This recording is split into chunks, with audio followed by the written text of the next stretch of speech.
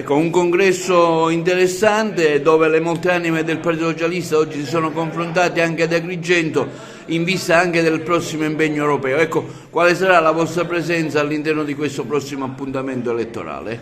Allora, il Partito Socialista è stato negli ultimi anni relegato ad una posizione subordinata sempre nella sinistra italiana. Da un po' di tempo a questa parte, con il movimento che ha creato il segretario nazionale Maraio e il vice segretario nazionale Oddo, si è notata una grande ripresa delle attività del partito. Io personalmente sono il coordinatore regionale dell'organizzazione e sto verificando e sto mettendo in pratica la realizzazione di tutti i congressi provinciali. Mancano solamente quelli di Messina e quello di Messina e di Siracusa.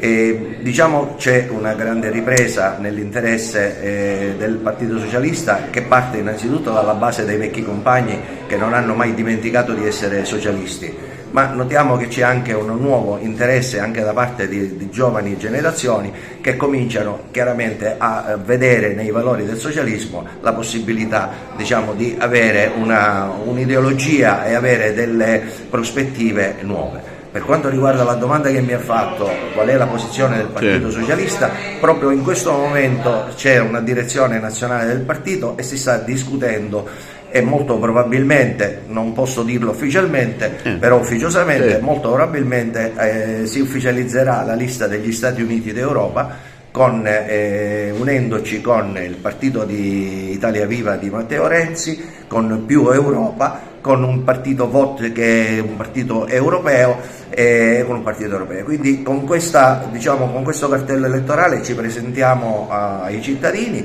Il titolo Stati Uniti d'Europa fa evincere chiaramente qual è l'obiettivo. Noi vogliamo un'Europa che sia migliore di quella che c'è stata fino ad ora, e quindi speriamo, anzi siamo certi di poter raggiungere il quorum che possa permetterci di avere finalmente una rappresentanza socialista in Europa, anche se in realtà abbiamo Pia Locatelli che a livello europeo ricopre una delle cariche più importanti in Europa.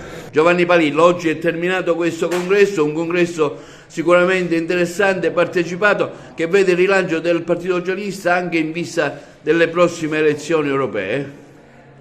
Io credo che i socialisti emergeranno in queste elezioni europee perché abbiamo fatto un accordo con i partiti riformisti e del centro moderato e già i sondaggi ci danno oltre il 5%.